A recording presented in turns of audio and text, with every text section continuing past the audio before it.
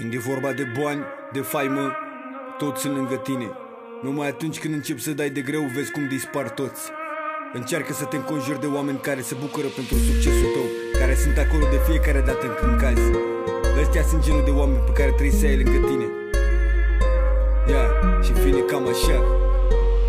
Banii, faima au schimbat frații de la zero, că pentru ce vor ei ți-ar da foc fără scrupule ca Nero. Hainele poți să le speli cu dero, dar pe unii nu-i curăță nici faptele bune, chiar deloc. Așa că o iau din loc în loc să mai schimb peisajul, că tot ajut, dar nu văd să ajute și anturajul. Mai bine cel mai prost printre oamenii echilibrat decât cel mai pupat în cur înconjurat doar de ratați. Dacă vrei să mai pierzi unul, dă-i doar vreo două foi și vei vedea după cât timp ți va da înapoi. Și atunci când tu vei încerca să te scoți din noroi, vei realiza că restul au fost numai pentru ei. Cum să crezi în prietenie când vor să-ți facă cheie și când nu te aștepți să te încerce și la femeie. Înțelegi acum de ce mai bine singur și mai greu, că niciunul dintre ei nu a stat la curul meu, bro. Peste orice cuvânt de frate, peste orice tovărășie, dau 4 prieteni falși pe o bucată de hârtie. Am să scot din buzunar doar când mi se arată mie și restul să sugă pula dacă e mâncătorie.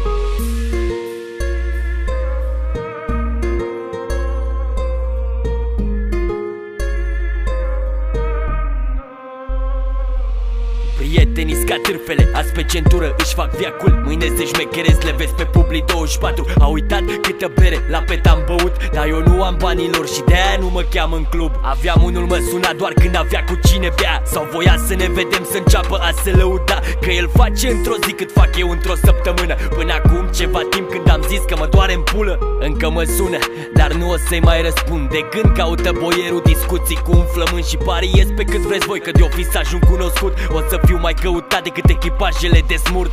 Să nu vorbesc că am fost acolo la fiecare apel, n-aș fi crezut că o să sun și o să fiu respins de el. Prietenia ai până când ai, după ce a pus să ceri, ori n-are, ori e plecat, ori e pișat pe caracter.